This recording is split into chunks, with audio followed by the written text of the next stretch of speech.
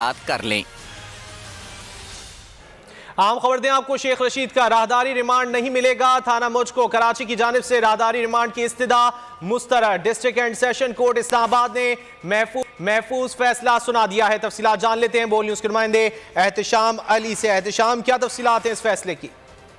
जी बिल्कुल, जमानत बाद गिरफ्तारी का जो फैसला है वो कल तक मुलतवी होने के बाद एक और दरख्वास्त जो दायर की गई थी थाना मरी की जानिब से कि शेख रशीद का राहदारी रिमांड दिया जाए या तफ्तीश के लिए ऑर्डर किया जाए।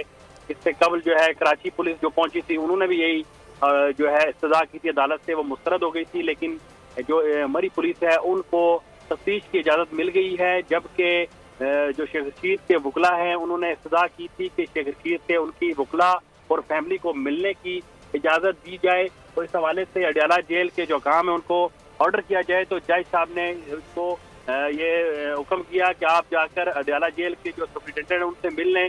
वो जो फैसला करते हैं उस पर जो है तो अगर वो मिलने देते हैं तो ठीक है, नहीं तो क्योंकि उस पर वाज़ा कोई जज साहब ने ऑर्डर नहीं किया। जी ठीक है, बहुत शुक्रिया इन तफसीलात के लिए एहतशाम।